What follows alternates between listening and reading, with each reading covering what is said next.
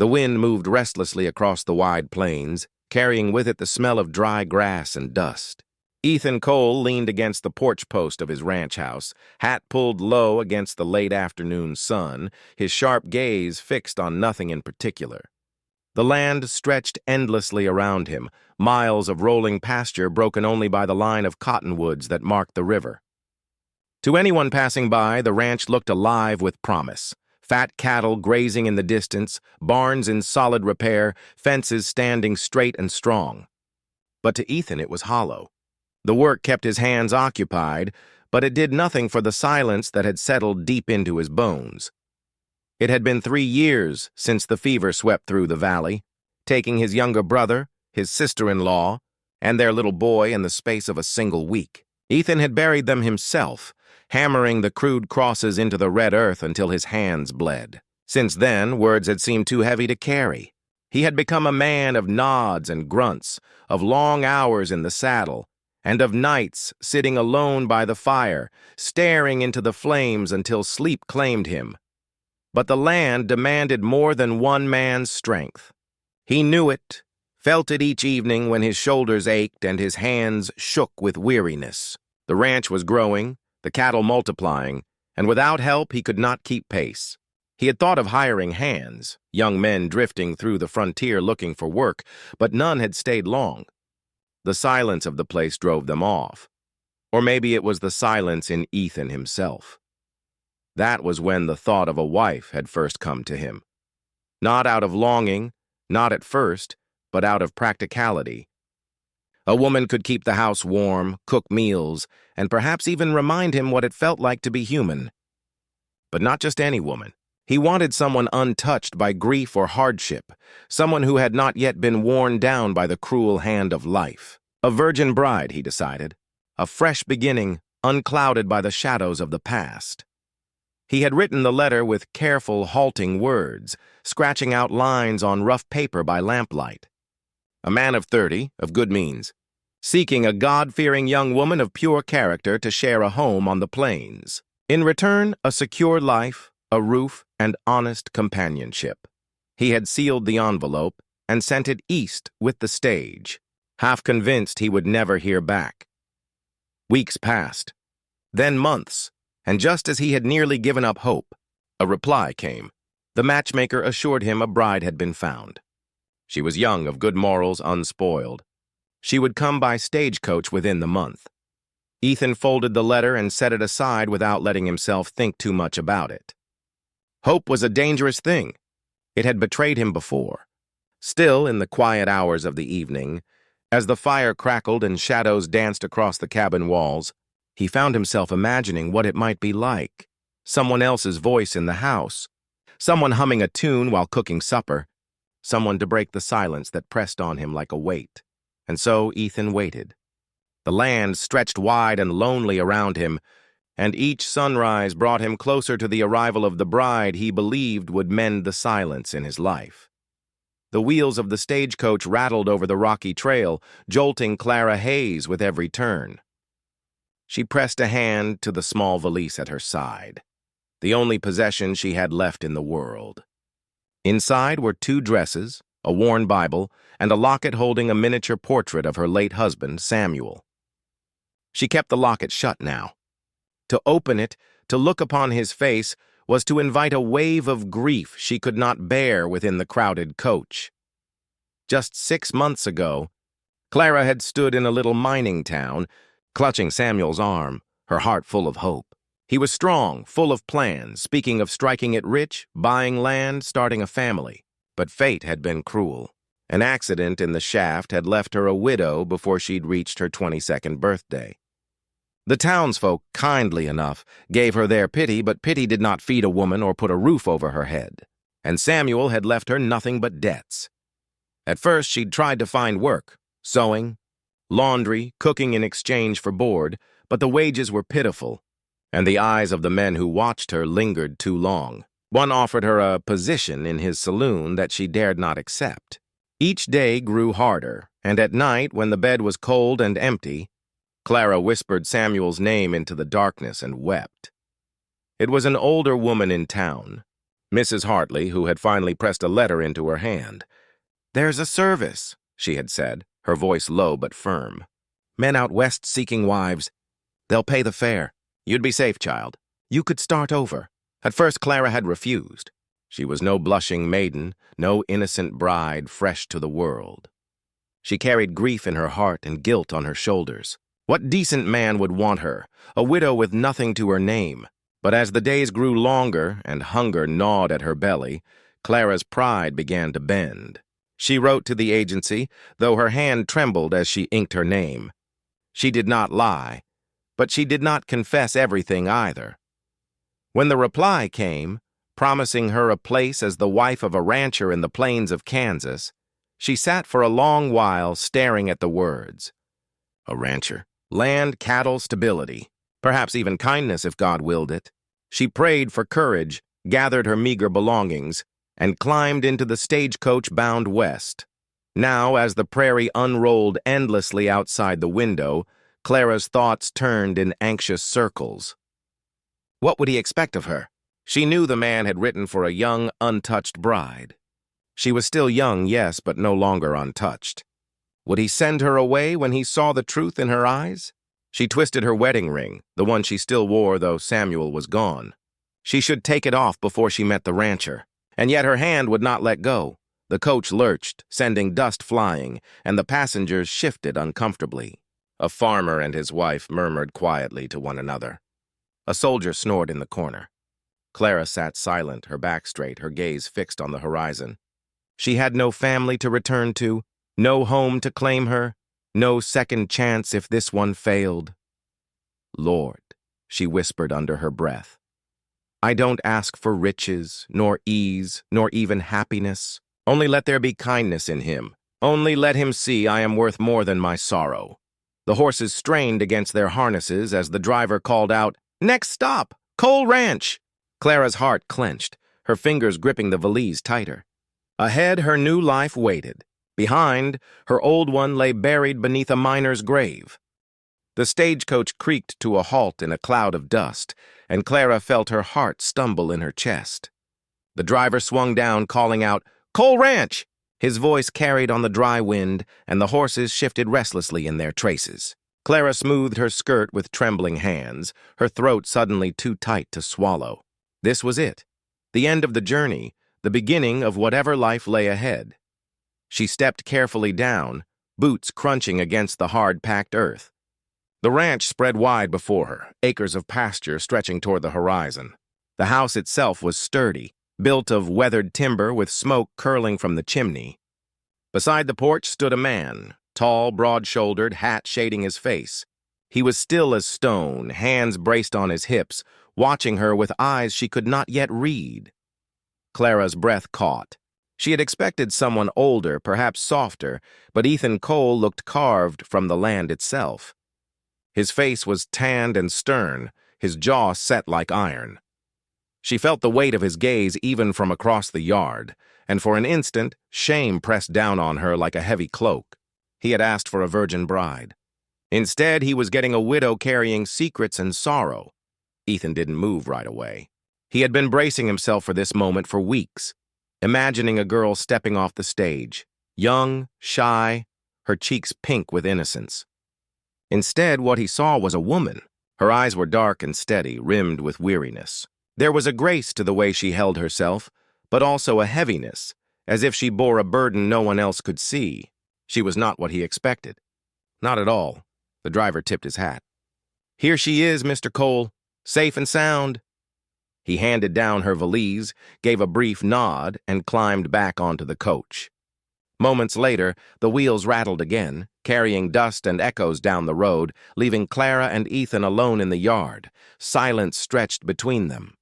Clara clutched her bag to her chest, wishing he would speak, wishing she could think of something to say. Finally, she cleared her throat. "Mr. Cole?" Her voice was softer than she intended, almost a whisper. He gave a short nod. "Ma'am, that was all." No smile, no greeting, no welcome. Just a curt acknowledgement. Clara forced herself to step forward. I'm Clara Hayes."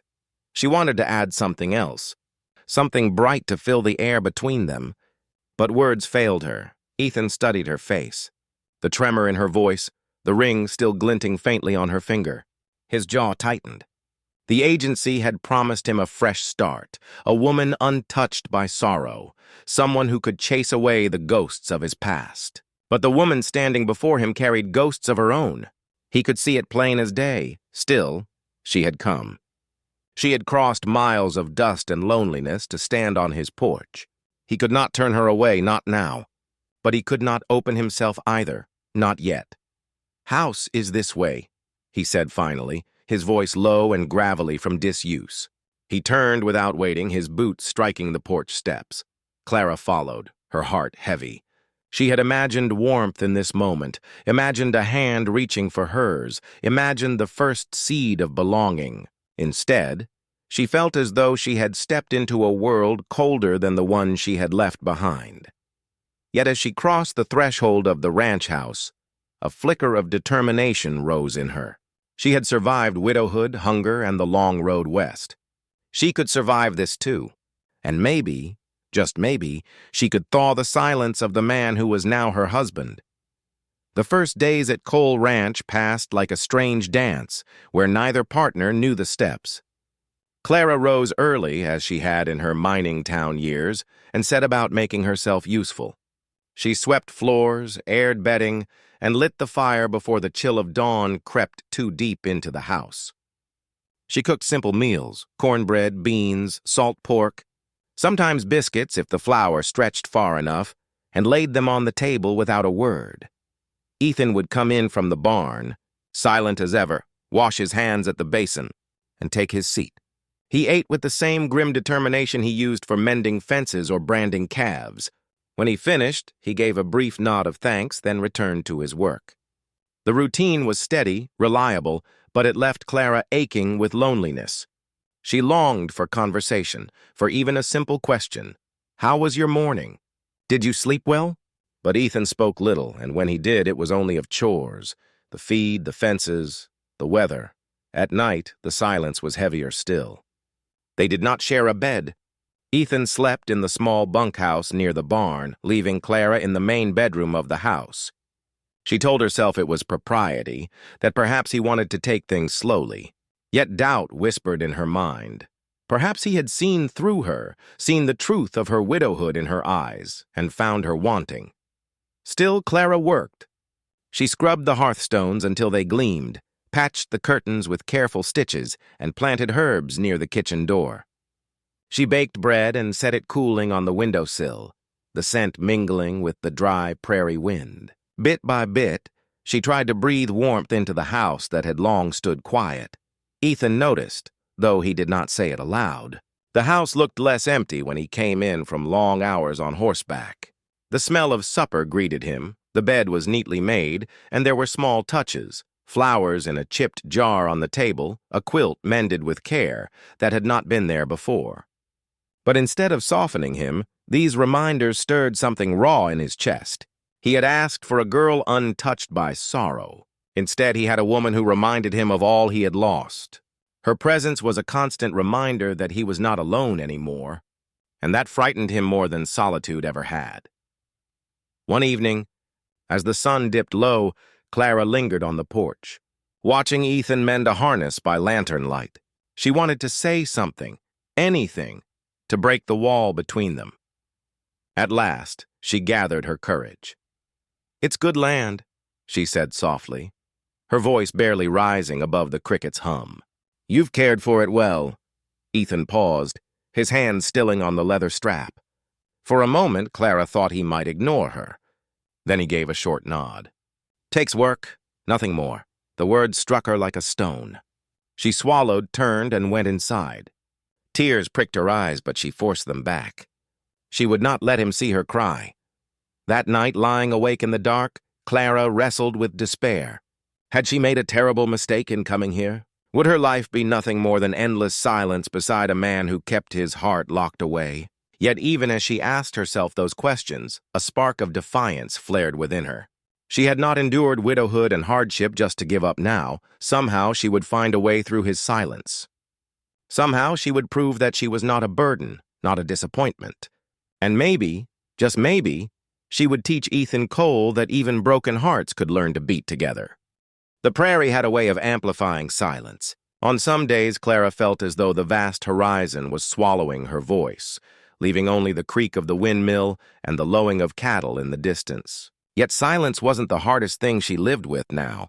It was the shadows, the ghosts of grief that rose unbidden in the quiet hours, reminding her of what she had lost. Ethan was no stranger to those shadows himself. He carried them in the heaviness of his shoulders, in the long pauses before he answered a simple question, in the way he avoided looking at the small graveyard that sat on a rise behind the cottonwoods. Clara had noticed it within her first days on the ranch. 3 wooden crosses weathered by sun and wind, their inscriptions worn faint by rain. When she asked who rested there, Ethan had only said, "Family," and turned away. One afternoon, while he was mending fence posts farther out in the pasture, Clara found herself wandering toward the hill. She hadn't meant to pry, but her steps carried her almost without thought. The graves were simple, marked only by names and dates. Samuel Cole, age 29. Martha Cole, age 27. James Cole, age 5. Clara's throat tightened as she traced the grooves of the names with her fingertips. She imagined Ethan hammering these crosses into the earth with raw hands, his heart breaking with each blow. She sank to her knees, tears stinging her eyes. It was as if grief recognized grief, hers mingling with his, 2 rivers of sorrow converging into one. For the first time since her husband's death, she whispered a prayer not only for Samuel, but for these strangers whose loss had shaped the man she had come to live with. When Ethan returned that evening, dust clinging to his boots, he found Clara sitting quietly on the porch, her hands folded in her lap. She looked up at him, her gaze softer than usual. "I visited them today," she said simply. He froze, a storm flashing behind his eyes. For a long, tense moment, he said nothing. Then his voice came low, gravelly. "That's private."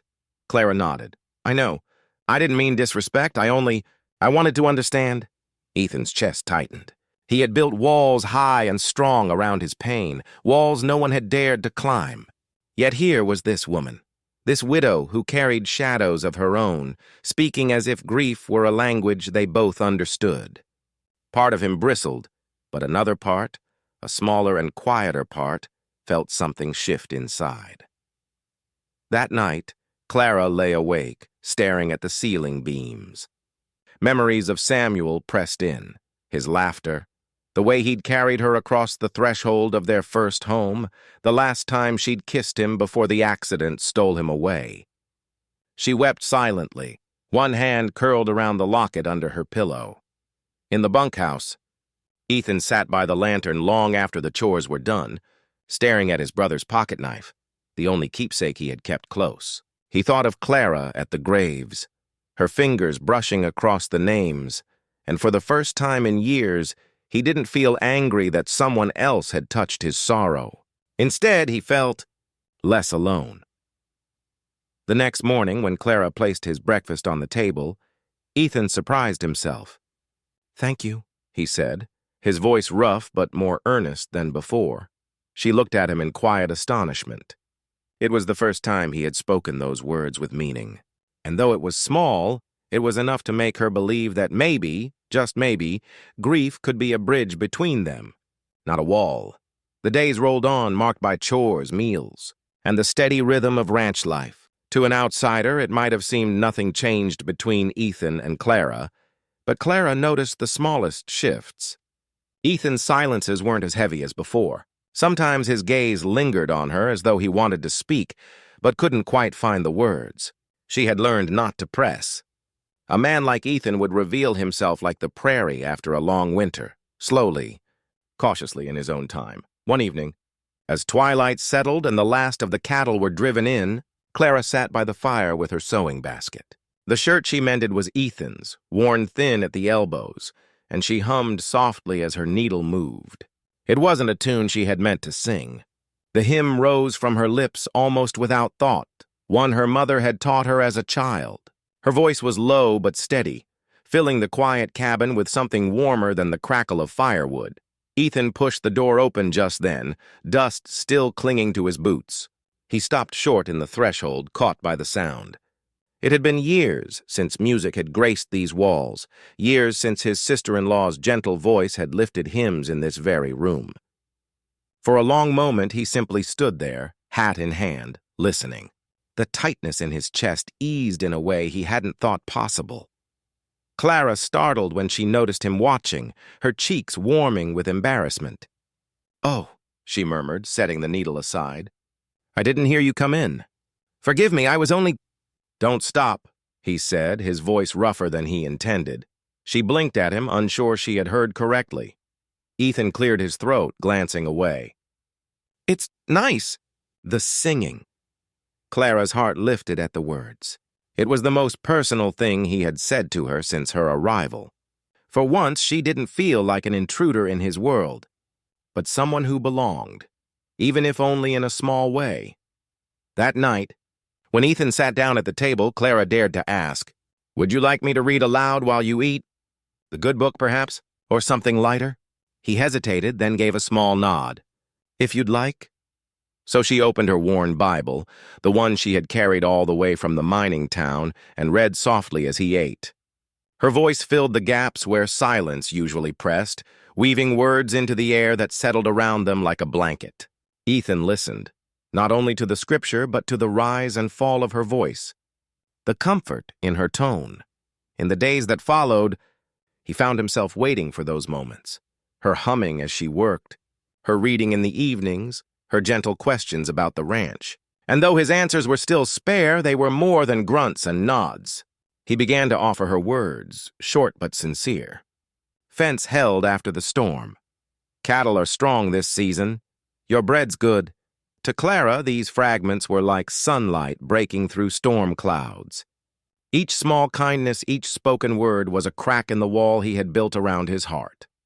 One night, as they sat on the porch watching stars prick the sky, Clara whispered almost to herself, "It's a beautiful place." Ethan. For a long time he didn't reply. Then quietly he said, "It is.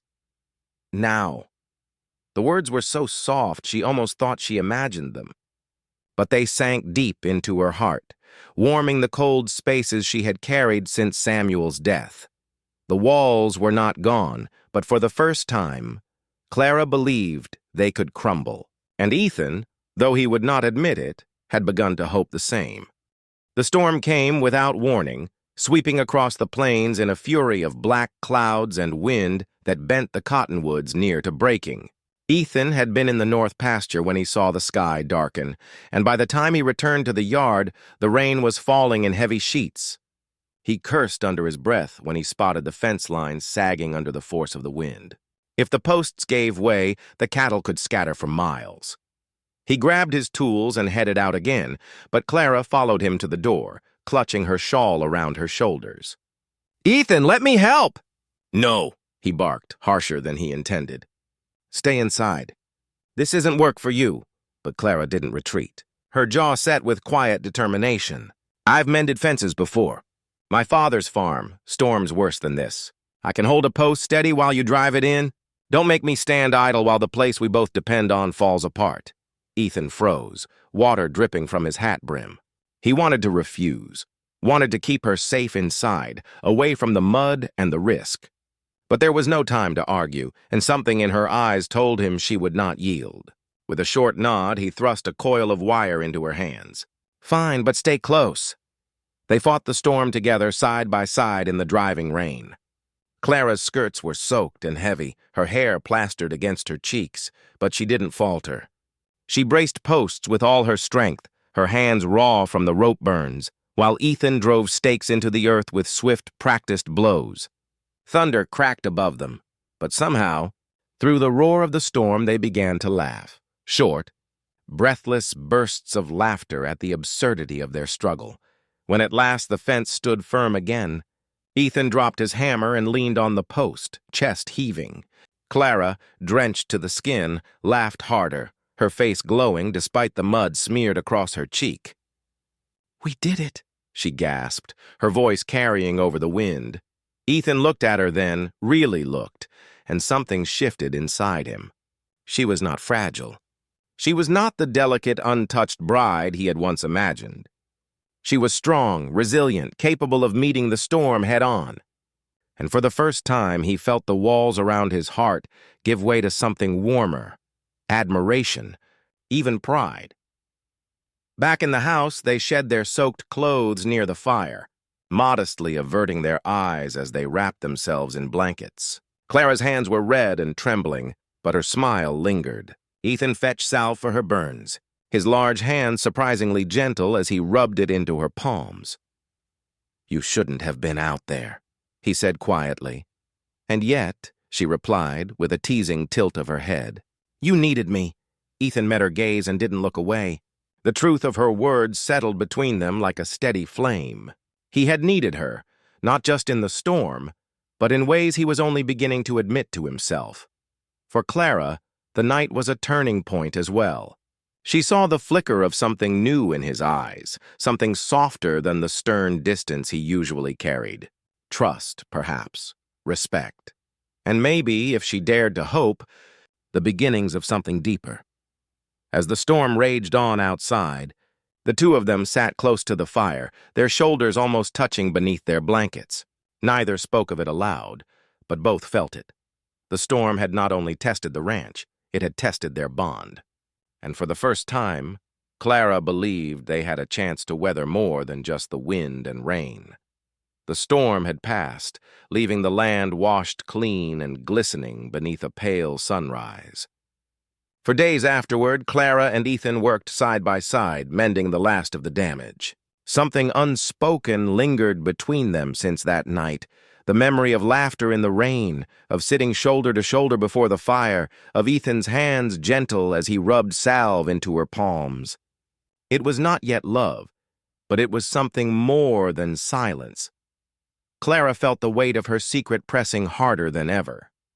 Each time Ethan's eyes softened, each time he spoke to her in words more than a few syllables long, guilt twisted in her chest. He believed she was the bride he'd sent for, the pure, unmarked woman who would bring innocence into his life. But she was not that woman. She was a widow, shaped by loss, carrying scars he had not asked for. To let him continue without knowing the truth felt like betrayal. One evening, as the air cooled and the sky blushed with streaks of purple and gold, Clara found him repairing a bridle in the barn. The scent of leather and hay filled the space, and Ethan looked up from his work when she entered, brows lifting slightly in silent question. "Ethan," she began, her voice trembling, "I need to tell you something." He set the bridle aside, straightening slowly. "Go on." Her hands twisted together, the words catching in her throat. "I wasn't honest when I came here. I wasn't the bride you asked for. I'm not untouched. I'm not the innocent girl you wanted. I was married before. My husband died in a mining accident. I thought I could start fresh, that maybe you wouldn't mind. But I can see now how unfair that was to you." The confession spilled out in a rush, and when the silence fell afterward, it felt heavier than any she had endured yet. She dared not meet his eyes, afraid of the rejection she was sure she would find there. Ethan stood very still, his jaw tightening, his hands curling at his sides. The words struck deep. Not because she had been a widow, but because she had carried this truth alone, believing it would ruin her in his eyes. He wanted to be angry, but what rose stronger than anger was something else. Understanding. "Clara," he said at last, his voice low, "you think being broken makes you less, but I know brokenness better than most. I've buried more than I care to remember. I didn't need an untouched bride. I thought I did. But what I really needed was someone who knows what it is to lose and still stand." Her head jerked up, eyes wide with shock. "You're not angry?" He shook his head slowly. "No, sad maybe that you carried this alone. But angry?" "No." He took a step closer, his gaze steady on hers. "You're stronger than any innocent girl could have been. You faced the storm with me, Clara. You face every day with me. That means more than the past ever could." Tears filled her eyes, hot and sudden, spilling down her cheeks before she could stop them. She pressed a trembling hand to her mouth, overcome by relief. For the first time, she felt truly seen, not as a failure, not as a deception, but as the woman she was. Grief and all, Ethan hesitated only a moment before reaching out, his rough hand brushing away a tear from her cheek. The gesture was gentle, hesitant, but it carried more weight than words. Clara leaned into his touch, and something fragile but real bloomed between them. In that barn, among the smell of hay and leather, they laid down their secrets. And in doing so, they began to build something far more lasting than innocence, something rooted in truth, in trust, and in the courage to be vulnerable. After the night in the barn, when Clara bared her soul and Ethan offered acceptance instead of judgment, something subtle yet profound shifted between them. The silence that had once walled them apart now felt different. Not heavy, not hostile, but warm and alive, like the stillness of dawn before the sun crests the horizon. It was a silence full of promise.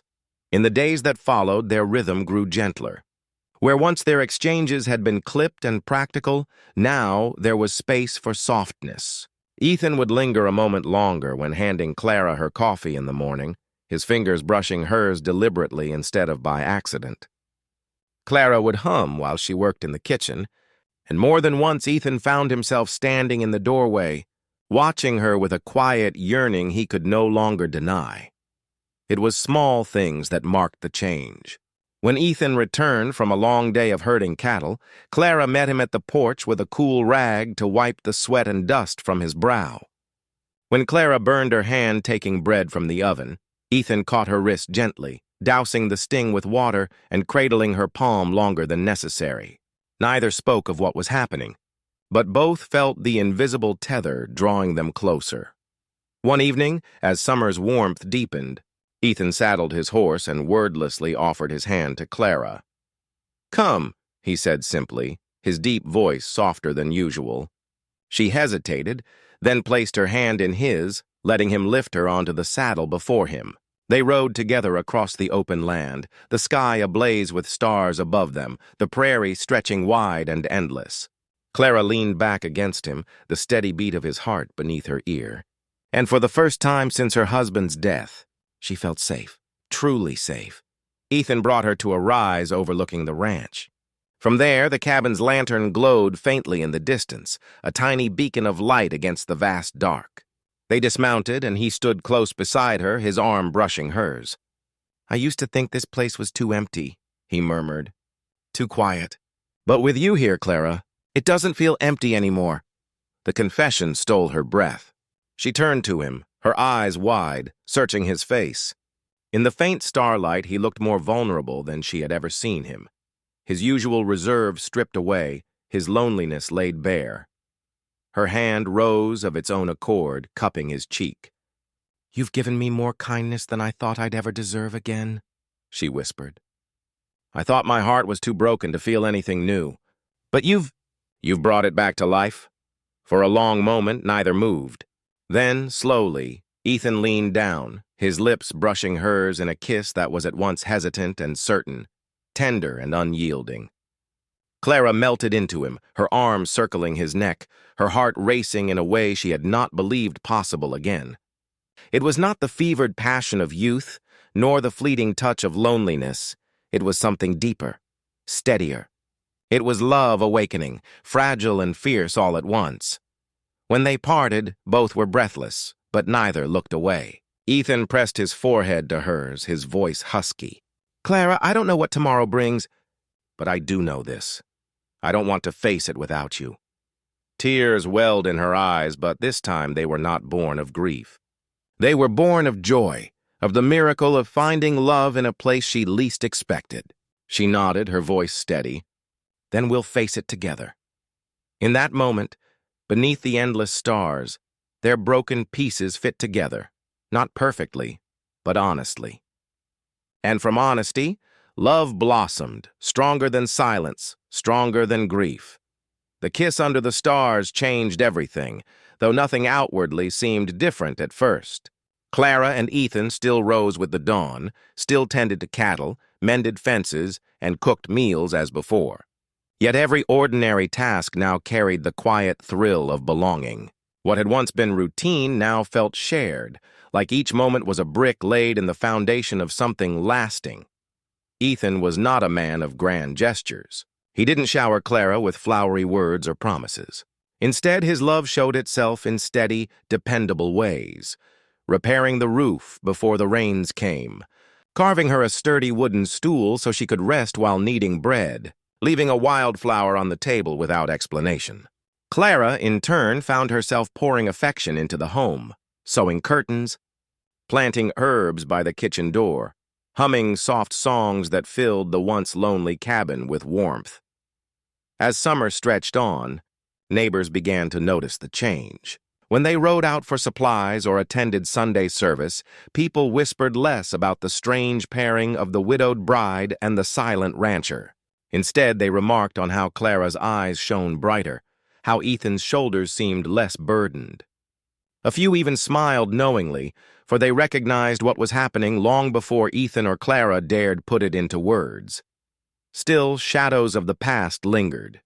One evening, while sorting through a trunk of her late husband's belongings, Clara froze at the sight of a frayed kerchief that still smelled faintly of coal dust. Grief rose like a wave, threatening to pull her under. Ethan found her sitting on the floor, the kerchief clutched in her hands, tears spilling down her cheeks. He didn't speak, didn't offer empty comfort. Instead, he sank down beside her and wrapped his arm around her shoulders, letting her weep until the storm passed. When her sobs quieted, he said softly, "Love doesn't vanish just because life goes on. You don't have to forget him to make room for me." Those words became a turning point. Clara realized that Ethan wasn't asking her to erase her past. He was offering to share it, to honor it alongside her. And in that space of understanding, her love for him deepened. One late autumn day, as golden leaves tumbled across the yard, Clara paused while hanging laundry and looked at the cabin, at the smoke curling from the chimney, at the corral where Ethan worked with steady patience, at the little herb garden sprouting by the porch. This was no longer just a place to survive. It had become a home, their home. That night, she found Ethan by the fire, reading one of the worn books he rarely touched.